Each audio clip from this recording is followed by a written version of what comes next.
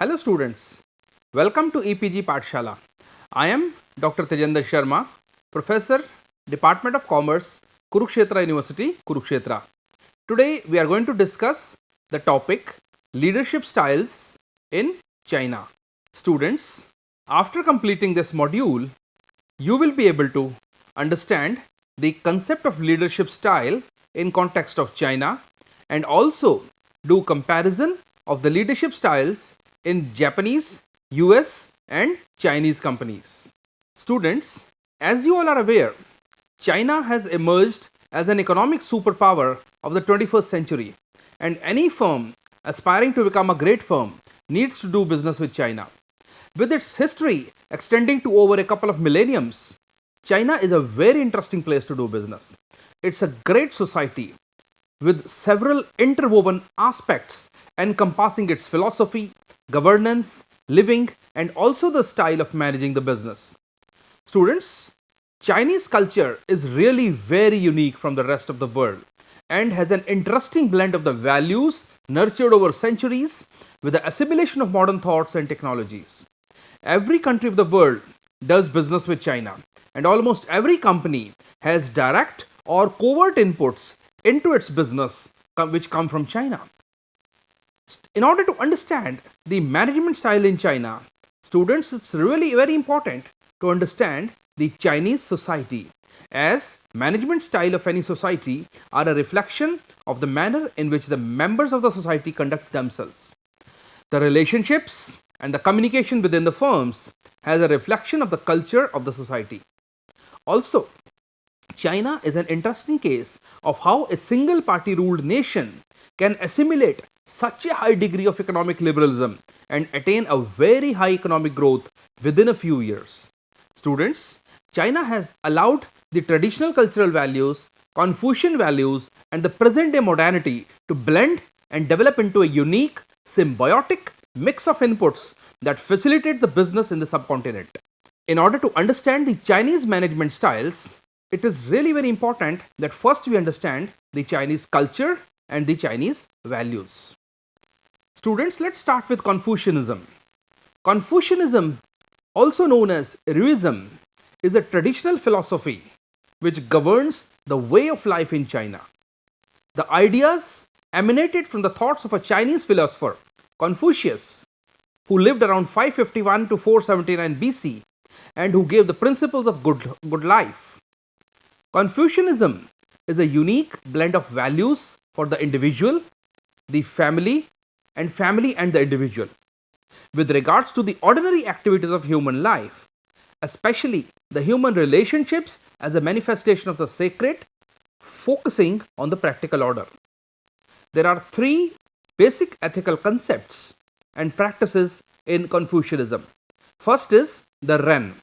Ren means benevolence or humanness. The second concept is the Li. Li is the ritual norm of how a person should act in the everyday life. And the third is the Zi, the ability to see what is right and fair in one's behavior. It's these values that form the basis of 5 basic relationships in any society, particularly in the context of China. As an individual stands simultaneously in different relationships with the different people. According to Confucianism, there are 5 basic relationships in a society. First is the relationship between the ruler and the ruled. Second is the relationship between the father to son. Third is the relationship between husband to wife. Fourth is the relation between elder brother and the younger brother. And the fifth is the relation between two equals, that is, two friends. These basic relationships entail the prescriptive value for each of them, and the Chinese society has imbibed and reflected in its conduct as well. Chinese people exhibit certain unique characteristics. In terms of their personal attitude, they're very calm, fatalistic, frugal people. They are stable, calm, patient, and conservative in their outlook. They value education and simplicity despite having power and wealth. In terms of their attitude to work, They are really very hardworking, pragmatic, persistent, and resilient. Students, they are flexible and balanced, and they always avoid the extremes. This makes them an ideal human being to work in any organization. Unlike their Western counterparts, who are guided more by rationality and utility, Chinese people are abstract, systemic, and relational. In terms of their relationships with each other, there is a very high sense of obligations.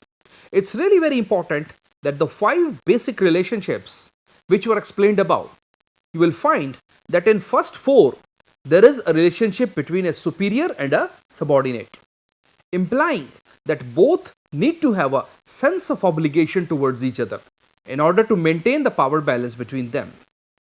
Ethical behavior demands that the inequalities in these relationships must be respected. Empathy and affection form the basis of these relationships. Mostly, Chinese people are peaceful, gentle, polite, hospitable, friendly, and reserved. In terms of relationships with the groups, Chinese are loyal to their family, particularly the blood relations, but there is a weaker relationship with the bigger units. Generally, you will find Chinese people are apolitical. Thus, the order or the senior person would automatically receive the respect from a younger person, which extrapolates into the organizations as well. So, students, with this background, this Confucian approach influences the relationships within the organizations as well. Unlike the Western approach to relationships based on authority and responsibility alone. In addition to this, it's really important that we discuss another concept, the concept of gunaxi. Gunaxi, which refers to the basic dynamic personal network of influence, which is a central idea of the Chinese society. The personal relationships have a profound effect on the management and leadership styles in China, as people will trust only when they know someone, unlike the Western style, which is highly task oriented. Students, let us now understand the features of leadership style in Chinese companies. Let's know the leadership style. The leadership style adopted by the leaders is directive leadership style. They give the directions to do the actions to their subordinates. Group leader. The leader acts as head of the group or the committee. He is a decision maker. Result oriented. Chinese leadership style is more result oriented by achievement of specific goals and objectives, means more respect to the leader. Relationship management. The leaders believe in making relations with the members. Once the people have belief in their leader, they follow him willingly and passionately. Communication. The communication in China is generally top down. Harmony. The emphasis is on making the organizational harmony. The focus is to avoid the confrontations. The leaders generally resolve the conflicts amongst the team members and try to maintain the harmony within the organization. Coaching and development. For successful leadership and for attracting high quality talent management in the organizations, mentoring, coaching and development are important tools in the hands of leaders to attract and retain the talent in the organizations. China has emerged as the world's second largest economy in terms of its GDP and growth rate. On the average, the annual GDP growth rate in China crossed 10% and surpassed Japan in 2010 to become the second largest economy in the world after US. With these developments, the growth of Chinese business continued to expand, and the Chinese companies have established their offices of operations around the world. In the global presence, the companies have to integrate both Chinese and Western perceptions into management practices, including the leadership styles. Leadership in China is a characteristic of both Japanese and American practices.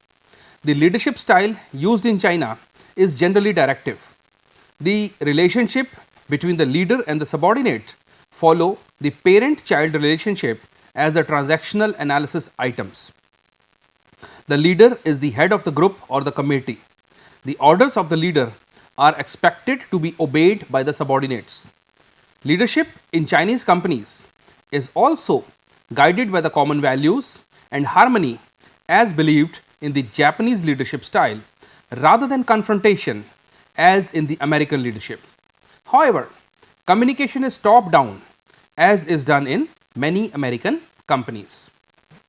To find leaders is a challenging task for the Chinese companies due to increasing cultural factors. For a long time, the leadership style of Chinese companies was based on mutual respect and togetherness amongst the individuals. In order to meet the global competition, new Chinese leaders acquired leadership qualities that can meet cross cultural challenges. Chinese leadership style is based on collectiveness rather than individualism. People prefer to become a part of the group rather than being individuals. Individualism is ranked low in the Chinese companies as compared to other countries, as is found in many studies. Communism, Confucianism, colonialism, and capitalism are the 4 C's adopted by the Chinese culture. Chinese leader very much focus on getting results and managing the relationships. Also, they tend to be hierarchically superior in authority. The Chinese leaders expect good loyalty and obedience among their team members, although the leaders have the overall responsibility, and the leaders get the feedback informally and avoid open discussions and maintain the group harmony. However, students, China is rapidly adapting itself to the changing trends. Researchers have found that Western leadership styles are changing with the growing focus on more humanistic elements of leadership. The worldwide increasing focus on the human rights, which is incorporated into the Chinese traditional values as well. Further, Chinese leadership emphasizes more on the individual contribution of the employees towards achieving the economic results. With the changing trends, the Chinese leaders are integrating the Western leadership approaches due to education in the foreign countries and multinational companies operating in China. The main focus is on adopting more scientific approaches regarding the management, that is efficiency, standardization, and automation of the processes and elimination of the wastages. The integration will help Chinese businesses to gain from the increased focus on the innovation and efficiency. On the other hand, the main benefit to the Western businesses will be from the improved employee relationships. Ancient Chinese philosophy is absolutely rooted with the traditional Chinese leadership practices, which are more influenced by the traditional Chinese values such as incorruptibility, sense of shame and morality, etc., with an ultimate focus on improving the performance of the employees via personal development.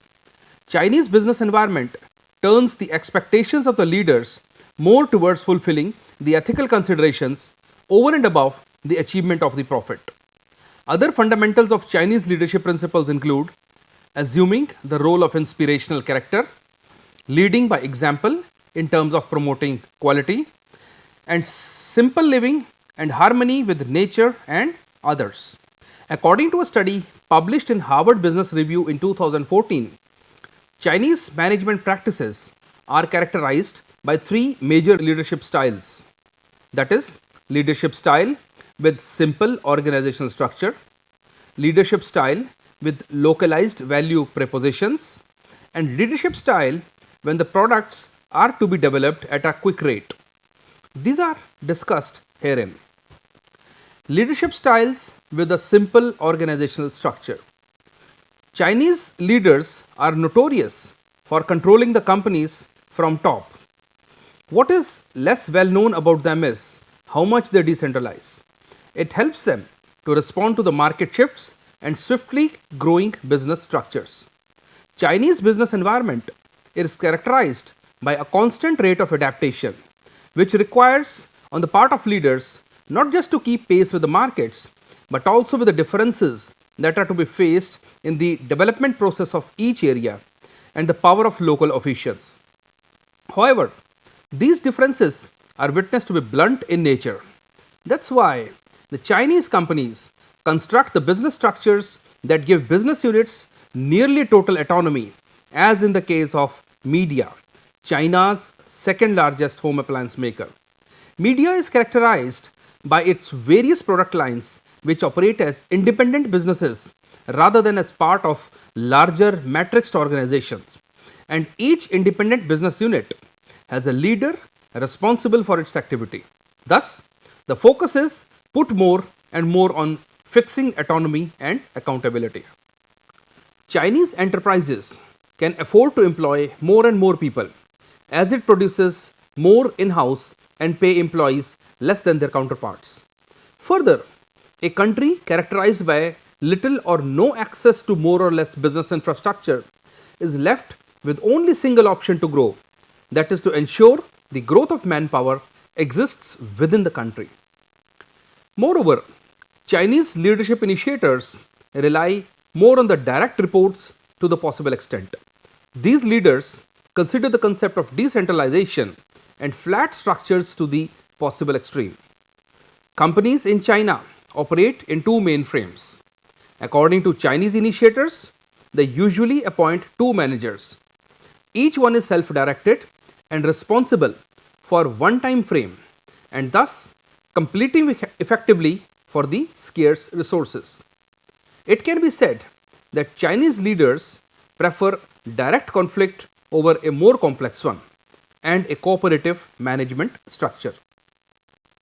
Leadership style with localized value propositions.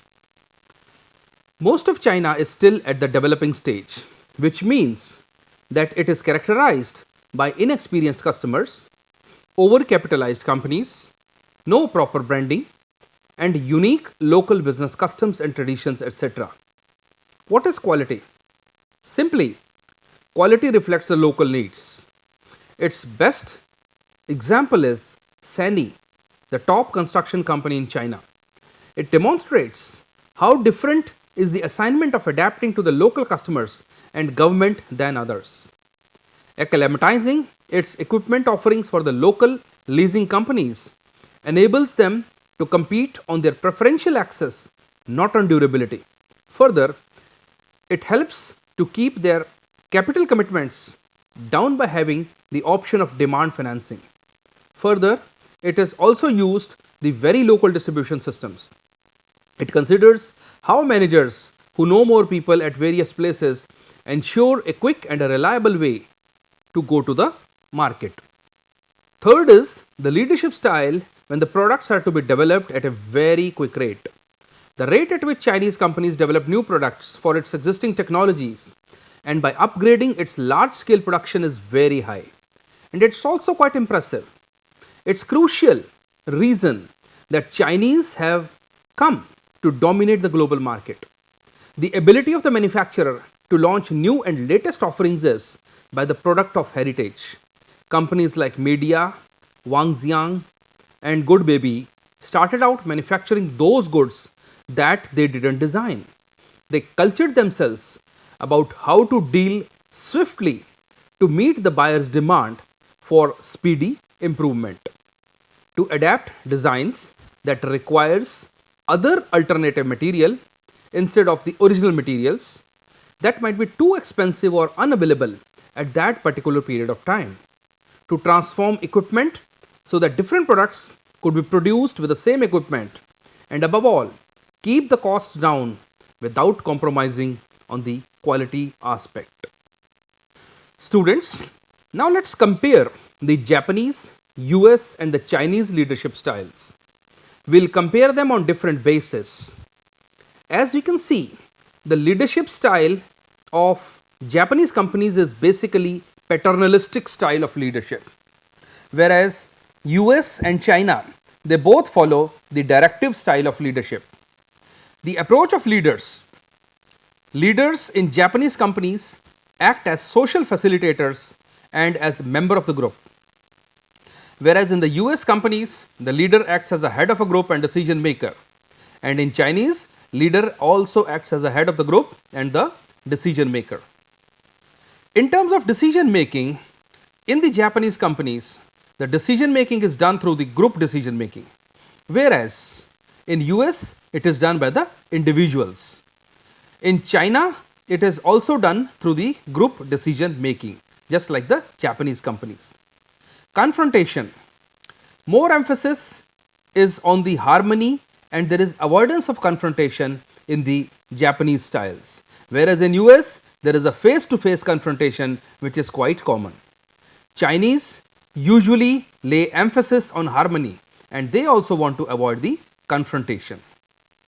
In terms of control mechanisms, the Japanese imply informal and rely heavily on the trust.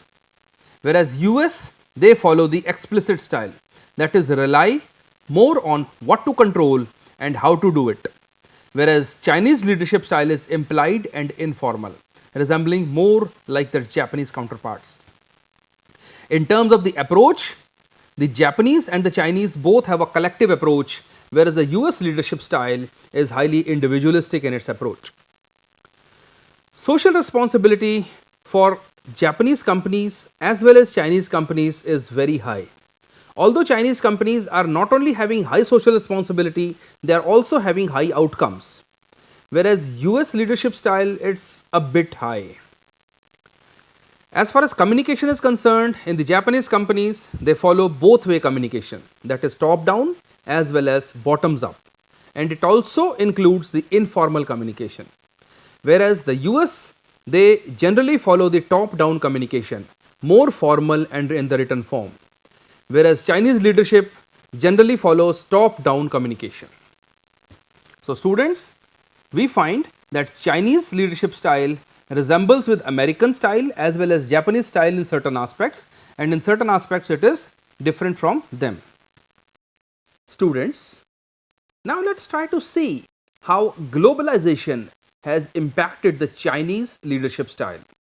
Globalization and competitive environment has changed the operational environment of the world as well. The developed countries are expanding their businesses globally. Developing countries are also trying to expand their markets internationally. In order to become successful at the international level, effective global leadership is really very important for the multinational companies. Global leaders easily learn and adapt according to the cross-cultural differences, working environments, political parties, effective communication before entering the new markets.